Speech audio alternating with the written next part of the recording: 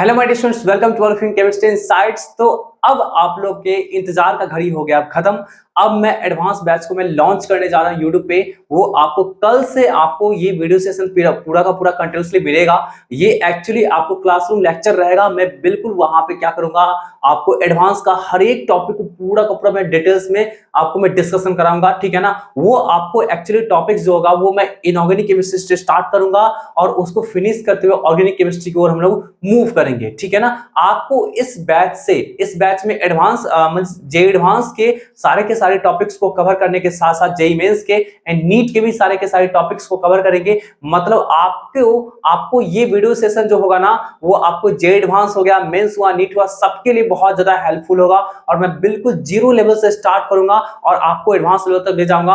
कहने का सेंस ये है कि इस बैच में अगर कोई बच्चे नीट के बच्चे जुड़ना चाहेंगे तो वो भी बिल्कुल जुड़ सकते हैं, किसी तरीके का कोई प्रॉब्लम नहीं होगा, है ना। अगर जेईई मेंस के प्रिपरेशन करने वाले बच्चे जुड़ना चाहते हैं बिल्कुल जुड़ सकते हैं, और एडवांस वाले बच्चे तो जुड़ेंगे ही जुड़ेंगे, ठीक है ना। तो आप लोग वीडियो सेशन के बिल्कुल अंत तक बने रहिएगा।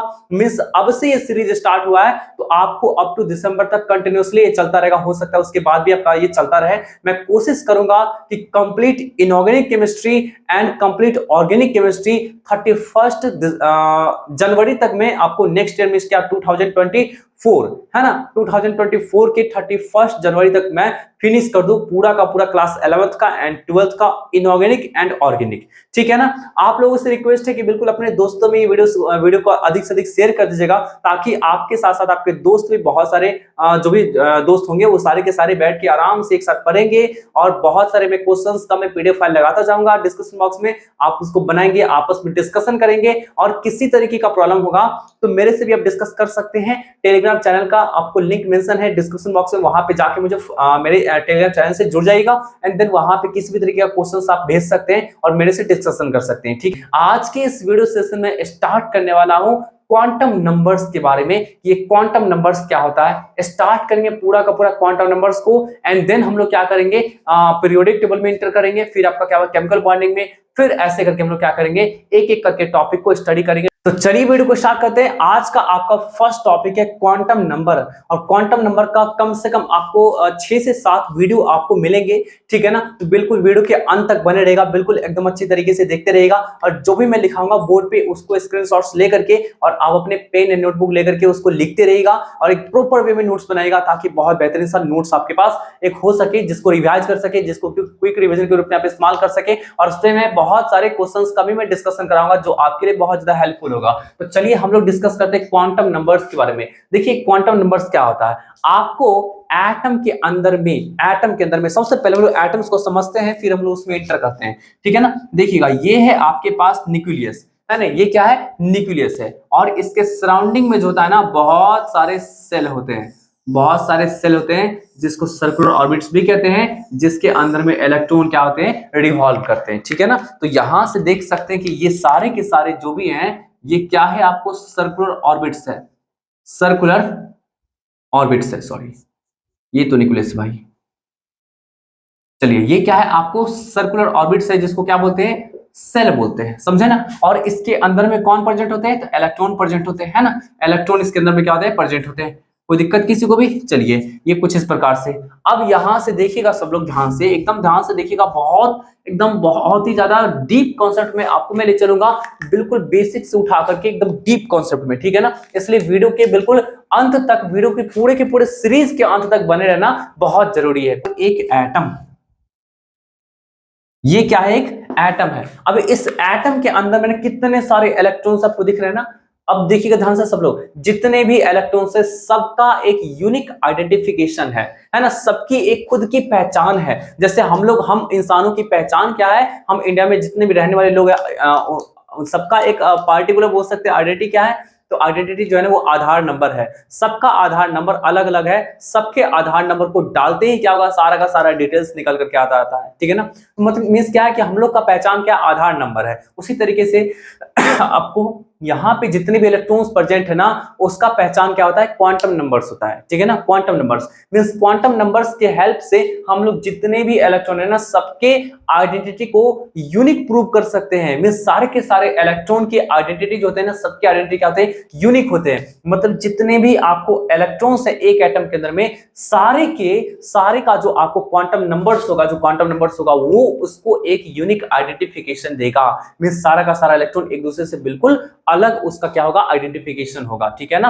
कोई दिक्कत है किसी को भी? तो बस इसी चीजों को आपको समझना अच्छी तरीके से कि इलेक्ट्रॉन्स किस प्रकार से रहता है, एटम्स के अंदर में कैसे रिवॉल्व करता है, पूरा का पूरा आपको इलेक्ट्रॉन्स के बारे में, इलेक्ट्रॉन्स के डिस्ट्रीब्यूशन के बारे में, है ना, इलेक्ट्रॉन का लोकेशन के बारे में, सब कुछ के बारे में ए टू जेड चीज पॉइंट्स को आपको डिस्कशन करना होगा, ठीक है ना। चलिए, तो बिल्कुल वीडियो के अंत तक बने रहेगा। वीडियो पसंद आए तो प्लीज लाइक कर दीजिएगा, अपने दोस्तों में शेयर कर दीजिएगा, ठीक है। चलिए, क्वांटम नंबर्स क्या होता है उसको हम लोग समझते हैं। इसके डेफिनेशन को हम लोग मूव करते हैं। It is the set of numbers which describe the electronic configuration. ये आपको सेट ऑफ नंबर्स होता है जो इलेक्ट्रॉनिक कॉन्फ़िगरेशन को डिस्क्राइब करता है। ये इलेक्ट्रॉनिक कॉन्फ़िगरेशन क्या होता है, तो distribution of electrons in the shells, है ना। सेल में आपको इलेक्ट्रॉन का जो डिस्ट्रीब्यूशन होता है वो क्या कहलाता है, आपको इलेक्ट्रॉनिक कॉन्फ़िगरेशन, ठीक है ना। अब सेल में डिस्ट्रीब्यूशन कैसे होता है, तो उसमें आगे पढ़ेंगे कि सेल के अंदर सब सेल होता है, उसमें भी डिस्ट्रीब्यूशन होता है। फिर उसके अंदर आपको क्या ऑर्बिटल्स होता है, उसके अंदर भी डिस्ट्रीब्यूशन होता है। ये पूरा का पूरा चीज जो है ना, ये इलेक्ट्रॉनिक कॉन्फ़िगरेशन कहलाता है, ठीक है ना। आगे देखिए और क्या बताता है, energies of the electrons in the atoms, है ना। आपको एटम के अंदर में जो इलेक्ट्रॉन प्रेजेंट है उसके एनर्जी को बताता है। And also give the information about the shapes, है ना, and orientation of the statistical probability distribution of electron. मतलब आप इसको एज अ बोल सकते हैं कि ऑर्बिटल्स के शेप के बारे में ही बताता है एंड उसके ओरिएंटेशन के बारे में कि किस डायरेक्शन में ये आपको ओरिएंट है, ठीक है ना। ये बातें समझाई आपको। क्वांटम नंबर्स क्या क्या बताता है, distribution of electrons among the shells, सारे के सारे सेल्स में इलेक्ट्रॉन्स का डिस्ट्रीब्यूशन किस प्रकार से होता है इसके बारे में। फिर आपको इलेक्ट्रॉन्स के एनर्जी के बारे में बताता है। एंड आपको जो तीसरा इंपॉर्टेंट फैक्टर है वो क्या है, तो ऑर्बिटल्स के आपको शेप हुआ, ओरिएंटेशंस हुआ, उसके बारे में आपको ये बताता है, ठीक है ना। तो ये आपको क्या कहलाता है, क्वांटम नंबर्स कहलाता है, ठीक है ना। अब चलिए, जिस तरीके से आपको किसी भी पर्सन का लोकेशन ढूंढना है, किसी भी पर्सन तक पहुंचना है, तो आपको उसके लिए चार चीजों का जरूरत पड़ता है। क्या क्या चीजें, कि कौन से सिटी में रहते हैं, पहला चीज ये हो गया।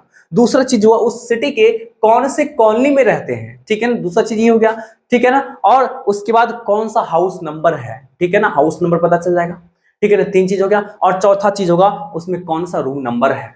कोई दिक्कत है? तो यहाँ पे चार चीजों का पता कर लेंगे आप, तो आप किसी भी पर्सन तक पहुंच सकते हैं, ठीक है। किस सिटी से बिलोंग करता है, उस सिटी के किस कॉलोनी से बिलोंग करता है ना, उस कॉलोनी के कौन से हाउस नंबर में बिलोंग करता है ना, और उसके बाद उस हाउस नंबर के आपको कौन से रूम नंबर में बिलोंग करता है, ठीक है ना। तो अगर आप इतना चार चीज ढूंढ लेंगे तो आप किसी भी आदमी तक पहुंच सकते हैं। उसी तरीके से आपको किसी इलेक्ट्रॉन तक पहुंचना है तो आपको वहां पे चार क्वांटम नंबर्स की नीड होती है ना, चार क्वांटम नंबर्स की नीड होती है। जो आपको चारों का चारों सेट ऑफ क्वांटम नंबर्स होगा ना, वो इलेक्ट्रॉन्स के मतलब बोल सकते हैं लोकेशन तक आपको पहुंचा देगा, ठीक है ना। फिर बोल सकते हैं क्या कि इलेक्ट्रॉन कहां रहता है, उसका घर कैसा है, उसका आपको बता देगा कि किस डायरेक्शन में ओरिएंट है, कैसा शेप है, उसके बारे में आपको बता देगा।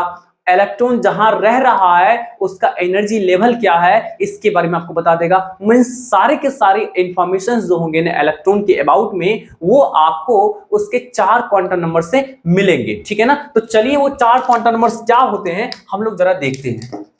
चलिए, सबसे पहला चीज तो होगा उसको हम लोग बोलते हैं प्रिंसिपल क्वांटम नंबर। दूसरा चीज जो होगा उसको क्या बोलेंगे, एजीमुथल और सेकेंडरी और सब्सिडियरी और angular quantum number. Quantum number देख लीजिए, एजीमुथल बोल सकते हैं, या फिर सेकेंडरी बोल सकते हैं, या फिर सब्सिडियरी बोल सकते हैं, या फिर एंगुलर क्वांटम नंबर बोल सकते हैं, ठीक है ना। नेक्स्ट देखिएगा आपको magnetic quantum number, magnetic quantum number. और नेक्स्ट जो हो गया आपका जी वो क्या होता है, स्पिन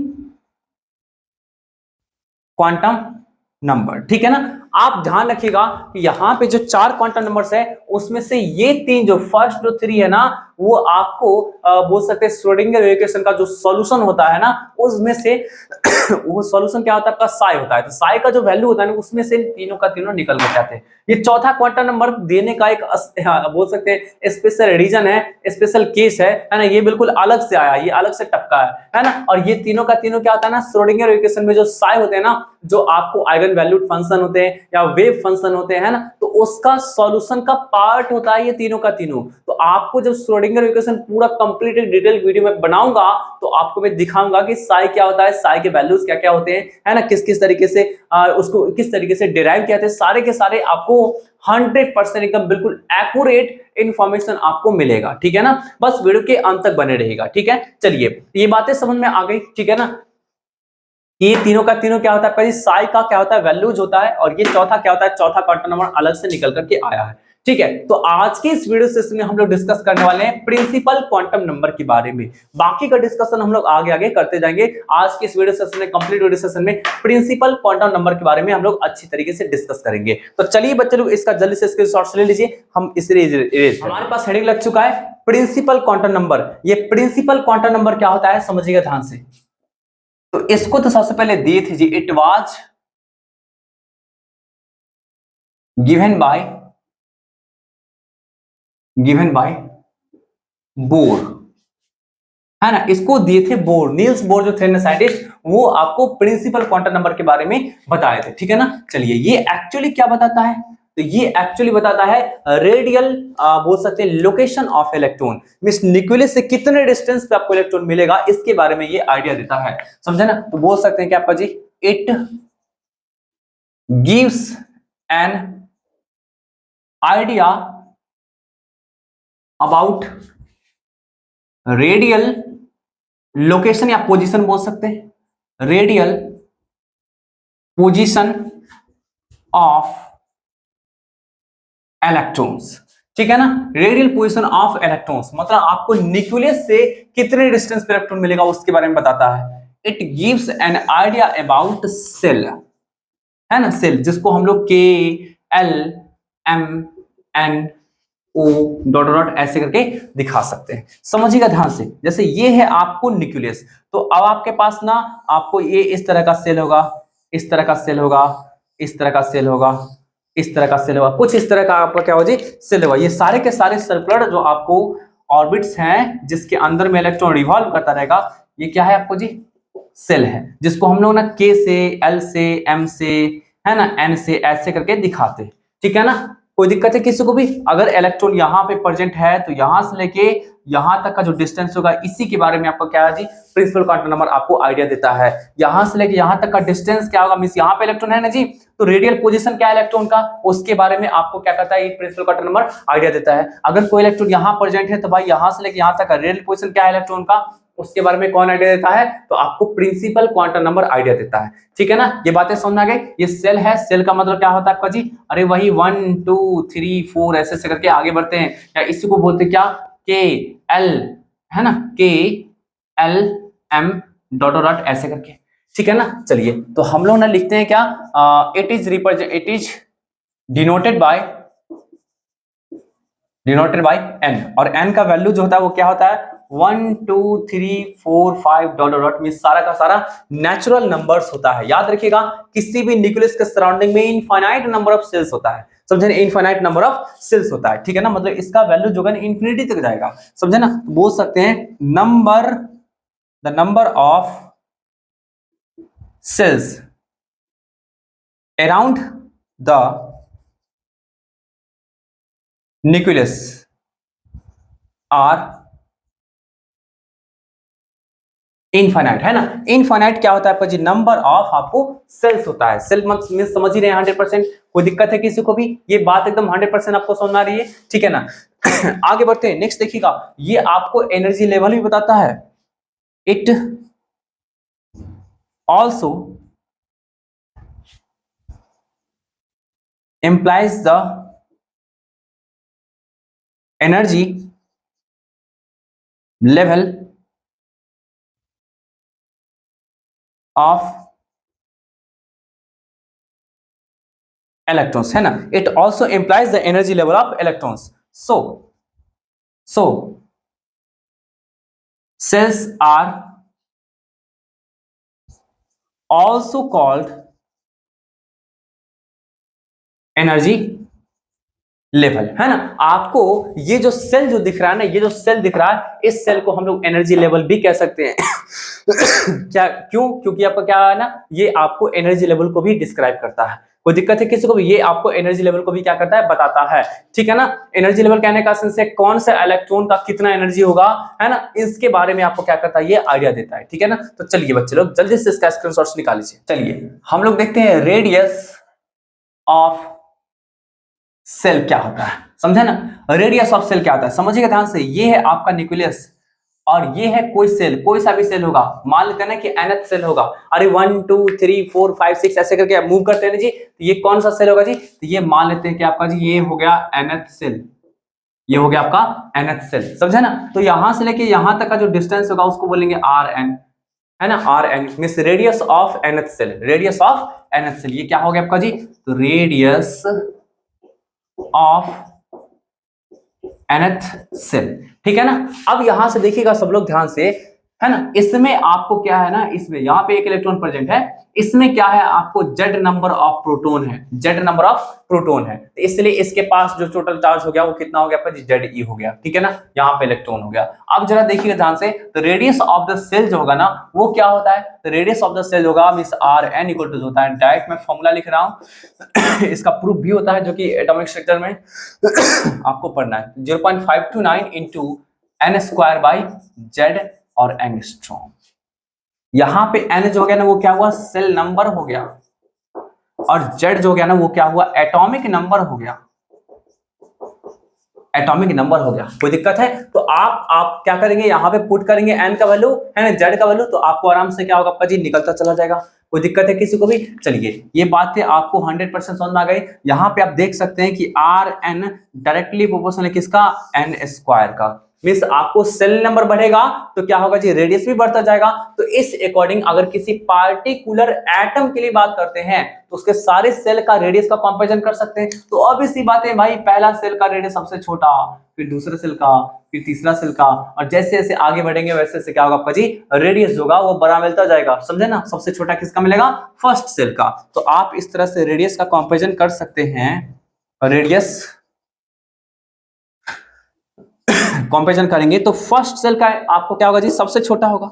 उसके बाद सेकंड सेल का होगा, उसके बाद थर्ड सेल का होगा, उसके बाद फोर्थ सेल का होगा, उसके बाद ऐसे करके हम लोग आगे बढ़ते जाएंगे. समझे ना. मतलब आपको जैसे जैसे सेल का नंबर बढ़ेगा वैसे वैसे आपको क्या होगा जी? उसका रेडियस भी बढ़ता चला जाएगा. कोई दिक्कत है किसी को भी? है ना. और ये है क्या? रेडियस कहां से कैलकुलेट करते हैं? तो न्यूक्लियस से कैलकुलेट करते हैं, किसी भी सेल के बिल्कुल एंड तक. ठीक है ना. चलिए आगे बढ़ते हैं. नेक्स्ट देखिएगा, आपके पास मैं क्या बताया हूं कि आपके पास इनफाइनाइट नंबर ऑफ सेल्स है न्यूक्लियस के सराउंडिंग में. लेकिन इलेक्ट्रॉन जो है ना उसी सेल में रहेगा, उसी सेल से बिलोंग करेगा जिस सेल में इलेक्ट्रॉन का एंगुलर मोमेंटम जो होगा ना, जिस सेल में इलेक्ट्रॉन का एंगुलर मोमेंटम जो होगा ना वो जो होगा वो आपको NH/2 पाई के बराबर होगा. समझे ना. NH/2 पाई के बराबर. समझे ना. ये बहुत इंपॉर्टेंट कंडीशन है और इसलिए इसका नाम क्या है? Bohr's condition. याद रखिएगा, है ना. तो चलिए मैं लिखाता हूं बोर्स कंडीशन में, बताता हूं आपको जी. Bourse condition,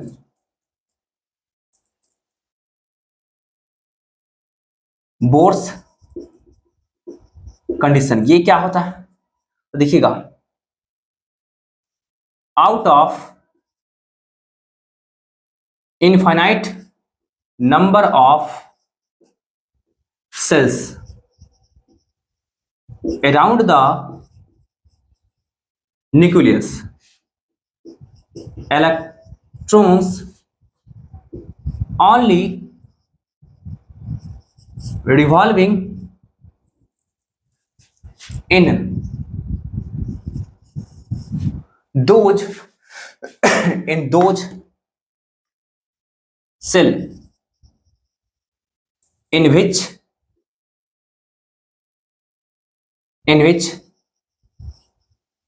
angular momentum of electron is angular momentum का फॉर्मूला होता है mvr इक्वल टू क्या होगा आपका जी nh/2 पाई, nh/2 पाई। समझिए ध्यान से, जैसे कोई भी आपको सेल है, कोई भी सेल है, यहाँ पे इलेक्ट्रॉन प्रेजेंट है ना, यहाँ पे इलेक्ट्रॉन प्रेजेंट है। तो अब बताइए ये इलेक्ट्रॉन जो मूव करेगा तो टेंजेंशियली उसका क्या होगा, मोमेंटम होगा। लीनियर मोमेंटम की बात करेंगे तो तो ये कुछ ऐसा होता है, समझे ना। अगर हम रेडियस को मिला देते हैं तो ये कुछ आपको रेडियस आपका क्या होगा, ऐसा होगा। अगर एनएच सेल की बात कर रहे हैं तो ऐसा होगा, रेडियस वेक्टर, है ना। तो अब यहां से देखिएगा इसके बीच में कितना एंगल बना है, 90 डिग्री। तो एंगुलर मोमेंटम का जो फॉर्मूला निकल के आता है ना जी, देखिएगा सब लोग ध्यान से, एंगुलर मोमेंटम को हम लोग कैपिटल एल से रिप्रेजेंट करते हैं, है ना। Capital L, vector L equal to क्या होगा आपका जी, तो यहाँ पे बोल सकते हैं कि अगर मैग्नीट्यूड की मैं बात करूंगा तो सब लोग देखिएगा क्या होगा आपको, magnitude of vector R cross vector M भी, ऐसा लिख सकते हैं, समझे ना। तो अब यहां से देखिएगा आर एन था ना, आर एन था ना, तो आर एन और क्रॉस प्रोडक्ट किए हैं तो क्या हुआ, साइन आएगा, तो आर एन एम भी साइन, दोनों के बीच में एंगल कितना है, 90 डिग्री। तो यहां से क्या होगा, एम भी आर एन, क्योंकि साइन 90 का वैल्यू कितना होता है 1। तो यहाँ पे मैग्नीट्यूड ऑफ एंगुलर मोमेंटम का वैल्यू कितना दे रखा है आपका जी, एम भी आर एन। और इसका जो वैल्यू होना चाहिए, इसका जो वैल्यू होना चाहिए बोर्ड्स के अकॉर्डिंग क्या होना चाहिए, एन एच बाई 2 पाई, है ना, एन एच बाई 2 पाई। यहां पे h जो है ना वो है क्या, प्लैंक्स कांस्टेंट, प्लैंक्स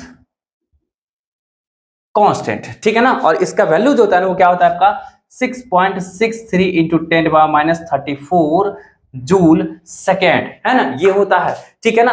कई जगह पे ध्यान से देखिएगा, कई जगह पे ना आपको h/2 पाई को ना h/2 पाई को h बार भी लिखा करते हैं। इसको क्या पढ़ेंगे, तो इसको आप दो तरीके से चीज पढ़ सकते हैं, सब लोग देखिएगा ध्यान से, दो तरीके से इसको हम पढ़ सकते हैं। क्या क्या पढ़ेंगे, तो हम लोग पढ़ सकते हैं क्या, डायरेक्ट h, ऐसा पढ़ सकते हैं डायरेक्ट h, या फिर इसको पढ़ेंगे क्या, h बार, है ना, h बार, डायरेक्ट h बोलेंगे या फिर क्या बोलेंगे, h बार। या फिर तीसरे तरीका से पढ़ सकते हैं, इसको क्या बोलेंगे जी, reduced Planck's constant, reduced Planck's constant, है ना, इस प्रकार से। तो आप क्या कर सकते हैं, यहां पे ऐसा लिख सकते हैं, इसको ऐसा लिख सकते हैं, देखिए ध्यान से, M B R N equal to क्या, एन और एच बार, ऐसा लिख सकते हैं, एन एच बार, ठीक है ना। ये बहुत इंपॉर्टेंट बोर्ड्स कंडीशन है, एकदम ध्यान में रखिएगा सब लोग इसको। तो ये बोर्ड्स कंडीशन का मतलब क्या है, out of infinite number of shells आपके पास इनफाइनाइट नंबर आपके पास इनफाइनाइट नंबर ऑफ सेल्स होगा, तो उसमें से आपको ना, उसमें से इलेक्ट्रॉन उसी सेल में रिवॉल्व करेगा जिस सेल में एंगुलर मोमेंटम का वैल्यू क्या रहेगा आपका जी, एंगुलर मोमेंटम का वैल्यू मींस क्या, एमवीआर इक्वल टू क्या होगा, nh/2 पाई होगा। समझे बात ना जी, है ना। n का मतलब होगा यहाँ पे जी, n का मतलब क्या होगा आपका जी, तो प्रिंसिपल क्वांटम नंबर, जिसको 1 2 3 डॉट डॉट ऐसे करके रिप्रेजेंट करते हैं। पाई का मतलब तो समझते ही हैं, कोई दिक्कत है किसी को भी, एकदम 100% हो गया ना के लिए जी। चलिए इसका स्क्रीनशॉट जल्दी से लीजिए। बात करते हैं एनर्जी की, बात करते हैं कि किसी भी सेल में आपको इलेक्ट्रॉन का एनर्जी क्या होता है, समझे ना। चलिए देखिएगा, एनर्जी ऑफ द सेल बोल सकते हैं, है ना, ऐसा बोल सकते हैं, या फिर इलेक्ट्रॉन बोल सकते हैं जिस सेल में बिलोंग कर रहा है। चलिए, तो ई एन इक्वल टू होता है -13.6 और इंटू Z²/n² इलेक्ट्रॉन वोल्ट पर एटम, ठीक है ना, इस प्रकार का वैल्यू होता है। ठीक, यहां पे फिर से वही बात हो गया कि ई एन का मतलब हो गया आपका जी एनर्जी ऑफ एनएच सेल, ठीक है ना। आप यहां से देख सकते हैं ई एन का जो वैल्यू है ना वो डायरेक्टली पोर्शन है -(Z²/n² का, -(Z²/n²) for a particular atom बोल सकते हैं, फॉर अ पार्टिकुलर एटम, किसी पार्टिकुलर एटम के लिए बात करें तो Z तो हो जाएगा कांस्टेंट जी। तो अब उसके सारे सेल की एनर्जी का कंपैरिजन कर सकते हैं, तो E N directly portion to क्या होगा आपका जी, -1/n², ठीक है। अब यहां पे सोचने वाली बात है, एकदम ध्यान से सुनना आप लोग, एकदम ध्यान से। ई एन की बात मैं कर रहा हूं, वो क्या आपका जी -1/n² के डायरेक्टली प्रोपोर्शनल है। अगर ये मैं -1 हटा दूं तो ई एन जो हो गया वो क्या होगा आपका जी n² के इनवर्सली प्रोपोर्शनल है। इसका मतलब n का वैल्यू अगर बढ़ेगा तो ई एन का वैल्यू घटेगा, n का वैल्यू बढ़ेगा तो en का वैल्यू घटेगा, लेकिन यहाँ पे तो था माइनस साइन, इसका मतलब n का वैल्यू बढ़ेगा तो en का वैल्यू भी बढ़ेगा, n का वैल्यू बढ़ेगा तो en का वैल्यू भी बढ़ेगा। एकदम 100% समझ में आ रही है जी। अब आंसू इस तरीके, सॉरी आंसू बोले, पसीना इस तरीके से टपक रहे जैसे लगता है आंसू निकल रहा है, हद है बताइए। यहां से देखिएगा तो n का वैल्यू बढ़ेगा तो क्या होगा आपका जी, en का वैल्यू भी बढ़ेगा, ठीक है ना।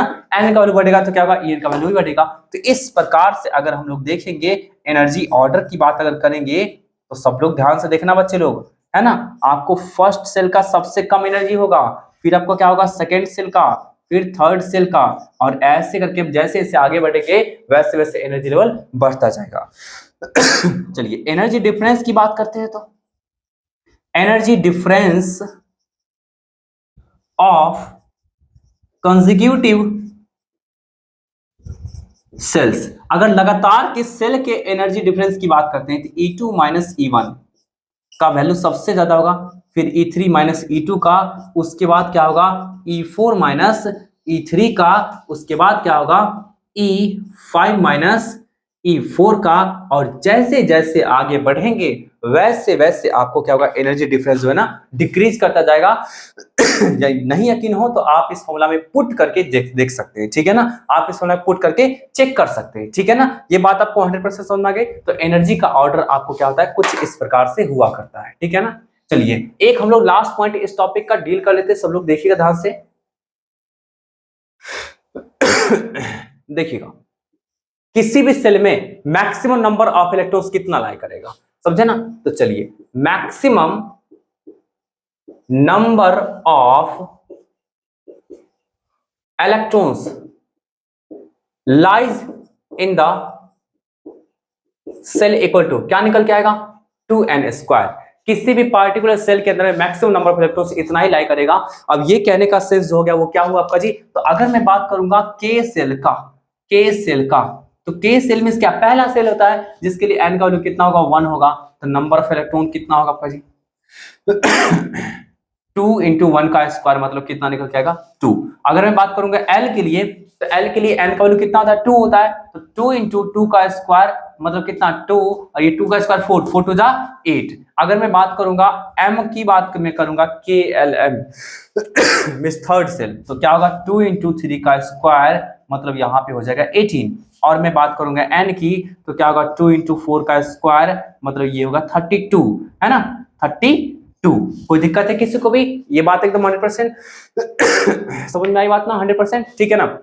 कोई दिक्कत है किसी को भी। तो देखिए अब तक जो है ना जितने भी नोन एलिमेंट्स है, जितने भी नोन एलिमेंट्स में 118 तक एलिमेंट्स है, उसमें किसी भी एक पार्टिकुलर सेल में 32 से ज्यादा इलेक्ट्रॉन का संख्या अभी तक नहीं बढ़ा है, याद रखिएगा 32 से ज्यादा अभी तक इलेक्ट्रॉन का संख्या नहीं बढ़ा है किसी भी पार्टिकुलर सेल में, सॉरी किसी पार्टिकुलर आपका क्या जी एलिमेंट के सेल में। कोई दिक्कत है किसी को भी, एकदम 100% क्लियर जी। अरे इतने नॉन एलिमेंट्स है ही नहीं, मात्र 118 एलिमेंट है और 118 एलिमेंट तक किसी भी पार्टिकुलर सेल में 32 तक भरते भरते आपका क्या खत्म हो गया, समझे बात ना।